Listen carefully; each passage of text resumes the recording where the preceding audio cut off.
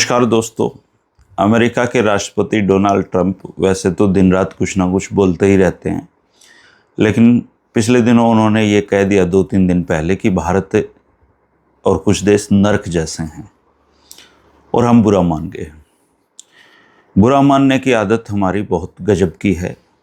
कोई हमारे धर्म को क्रिटिसाइज कर दे तो हम बुरा मान जाते हैं, कोई हमारे रहन सहन को क्रिटिसाइज कर दे हम बुरा मान जाते हैं, कोई हमारी शिक्षा व्यवस्था पे क्रिटिसाइज कर दे तो हम बुरा मान जाते हैं, कोई हमारी धार्मिक किताबों पे क्रिटिसाइज उनको कर दे तो हम बुरा मान जाते हैं।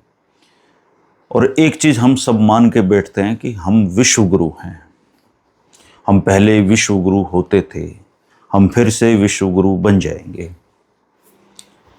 लेकिन सच ये है दोस्तों कि ट्रंप ने अगर भारत को नरक कहा है तो हम नरक ही हैं। कुछ साथियों को बुरा लगेगा क्योंकि बुरा मानने की हमारी आदत है। सच हम बर्दाश्त ही नहीं कर सकते। सच ये है कि भारत एक नरक का द्वार है।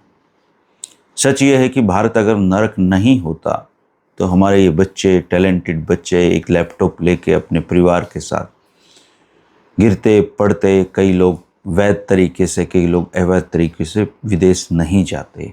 अगर यहाँ हम विश्व गुरु होते तो। मैं नरेंद्र मोदी को क्रिटिसाइज नहीं कर रहा हूँ। नरेंद्र मोदी जी से भी पहले बहुत सारे लोग आए हैं, आगे भी बहुत सारे लोग आएंगे। 10,000 मोदी एक साथ आ जाएं तब भी हम विश्व गुरु नहीं बन सकते हैं, क्योंकि प्रॉब्लम हमारे सोच में है, प्रॉब्लम हमारे रहन सहन में है, प्रॉब्लम हमारे जीवन जीने के तरीकों में है, प्रॉब्लम हमारे आचरण में है। कैसे विश्व गुरु हैं भाई हम? क्यों नरक कहने पे बुरा मानते हो?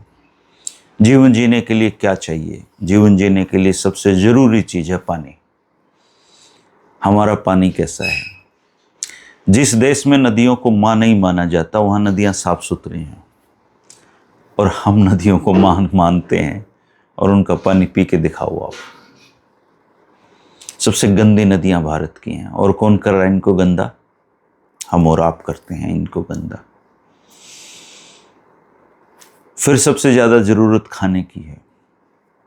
हमारा खाना कैसा है? सर्वाइवल के लिए हम फर्टिलाइज़र डालते हैं और फर्टिलाइज़र वाला खाना खाते हैं। अगर ये खाना दुनिया के किसी भी जो अच्छे मुल्क हैं उनमें हम एक्सपोर्ट करें तो कोई ले लेगा इसको? कोई इस खाने को नहीं खाएगा दोस्तों, क्योंकि हम खाना भी गंदा खाते हैं।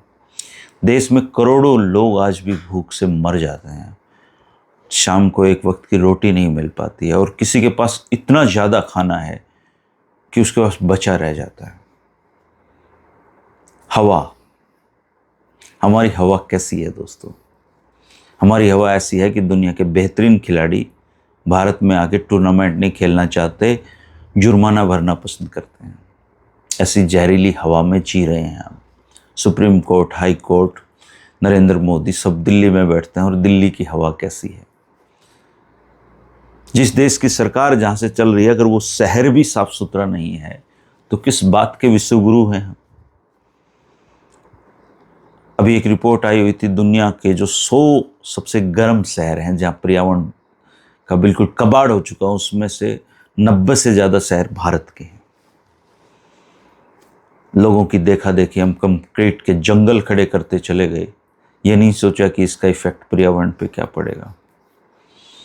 हमने जंगल काटते जा रहे हैं, जंगल बेचते जा रहे हैं, हम जीवन में एक पेड़ नहीं लगाते।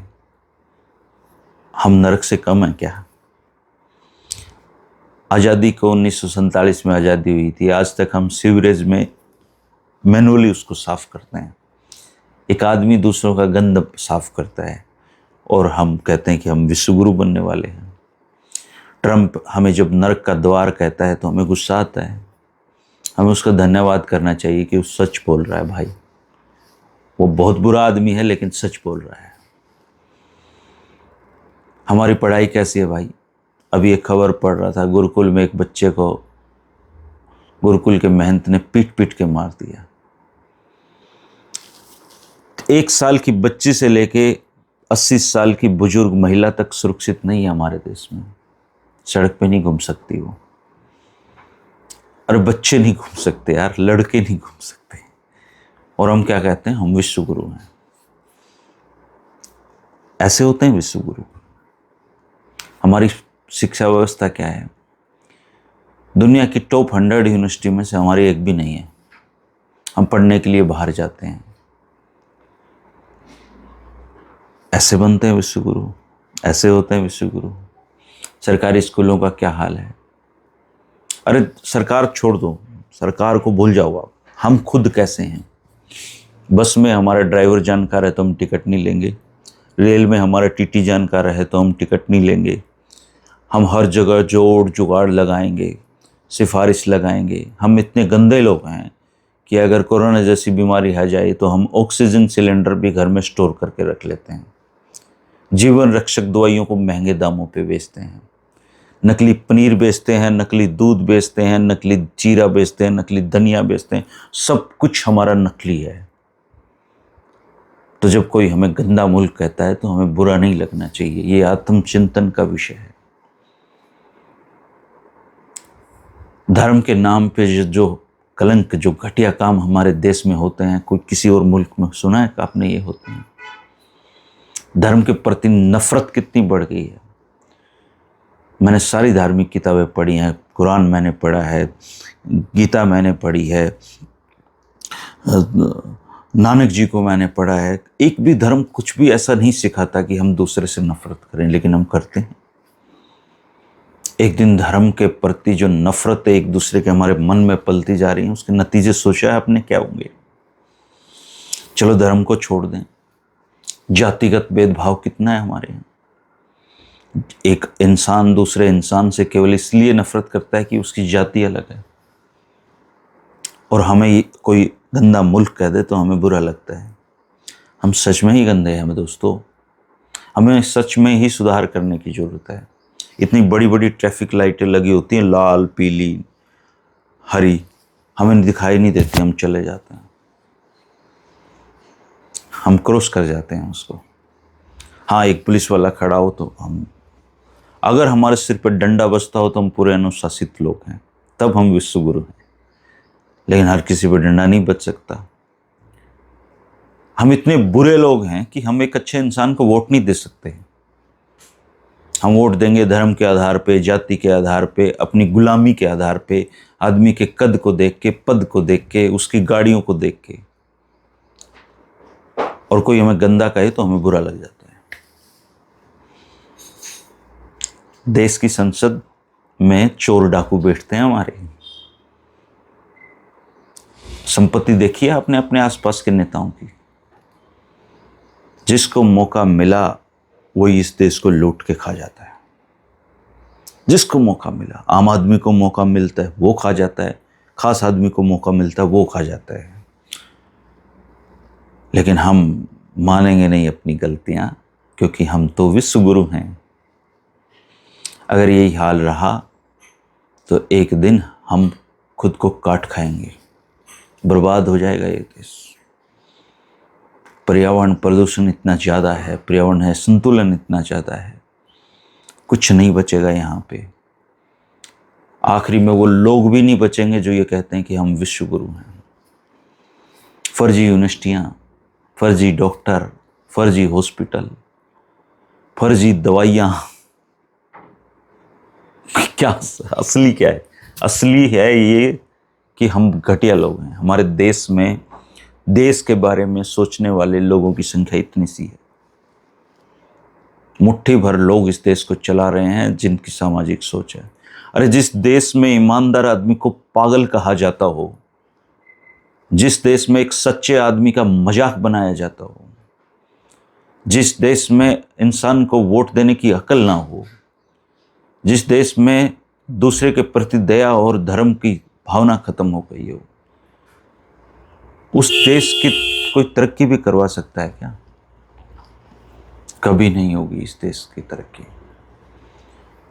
अगर हम नहीं बदलेंगे, अगर हम खुद को नहीं सुधारेंगे तो हमारे देश की तरक्की नहीं हो सकती।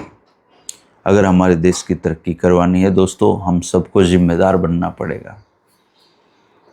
पर्यावरण को सुधारने के लिए हमें खूब पेड़ लगाने पड़ेंगे, हमें रूल्स फॉलो करने वाला बनना पड़ेगा, हमें टैलेंट की कदर करने वाला बनना पड़ेगा। अब यूनिवर्सिटी में कोई पोस्ट निकला है, अपने लोग भर देते हैं लोग। हजारों फर्जी पीएचडी होती हैं भारत में, हजारों फर्जी पीएचडी। 2-2 एकड़ में यूनिवर्सिटी बनी हुई हैं और 3-3 लाख में पीएचडी कर देते हैं। डॉक्टर साहब कॉलेज में पढ़ाता है आपके बच्चों को। क्या होगा इस देश का, सोचा है कभी? चिंतन करिए दोस्तों।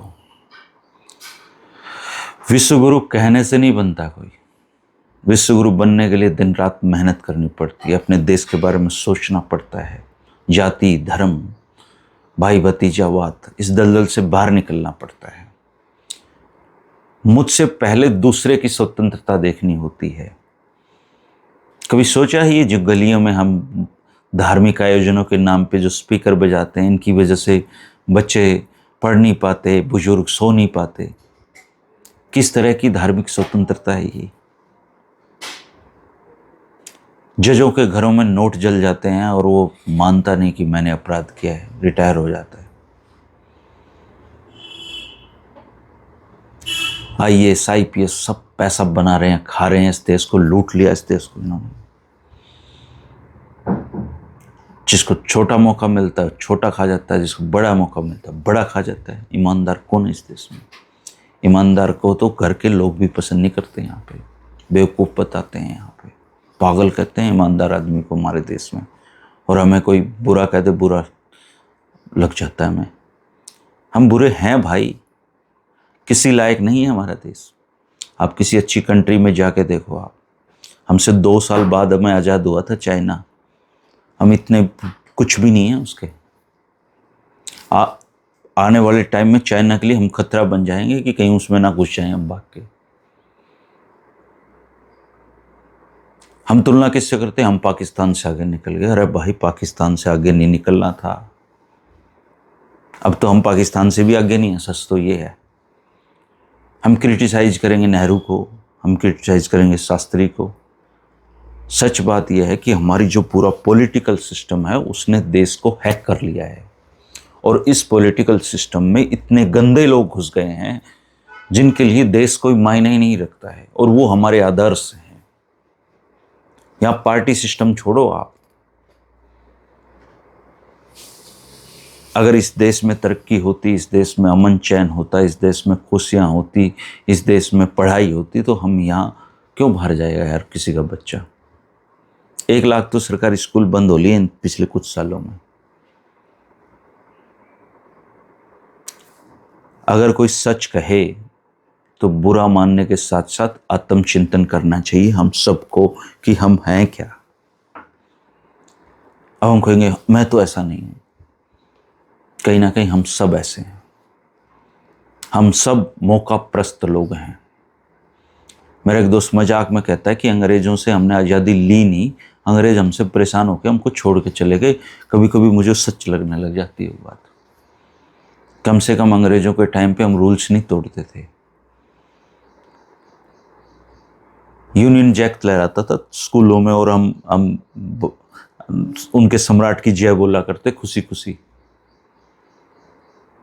करोड़ों लोग थे उस समय देश में। हम इतने गंदे लोग हैं कि जब हमारा पार्टीशन हुआ तो हमने 10 लाख लोगों का कत्ल कर दिया बिना किसी कसूर के। आज तक ना भारत की सरकार ने ना पाकिस्तान सरकार ने माफ़ी मांगी इस जघन्य हत्याकांड, इस नरसंहार के लिए। क्या कसूर था उन लोगों का? और हम कहते हैं कि हम विश्वगुरु हैं। विश्वगुरु तो छोड़ो भाई, एक अच्छे इंसान बन लो, प्रेम मोहब्बत किया करो। कामयाब होने के बाद उन इंस्टीट्यूट में पैसे दिया करो जिसमें आप लोग पढ़ के आए हैं। हमारे बाहर बच्चे जाते हैं, स्कॉलरशिप मिलती है। कौन देता है उनको स्कॉलरशिप? वो लोग देते हैं जो उन कॉलेज यूनिवर्सिटी से बने हुए हैं, तब वो जाके यूनिवर्सिटी कामयाब होती है।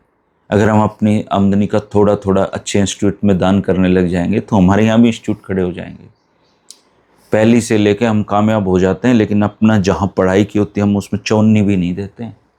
हाँ, हम भंडारों में दे देंगे, हम बाबाओं के चरणों में चढ़ा देंगे। पाखंडी खा लिया देश इन बाबाओं ने। ये मर्सिडीज में चलते हैं, तुम्हारे पास साइकिल नहीं है और तुम उनके गुल्लक में पैसे डाल के आते हो।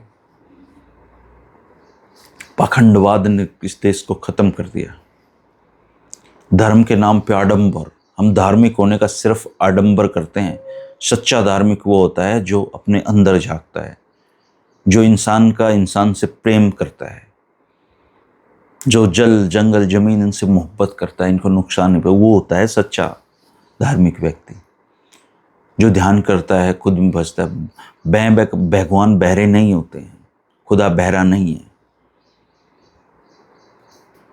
ट्रंप ने हमें नरक कह दिया, बुरा मान गए। अरे नरक हैं भाई, हम नरक हैं।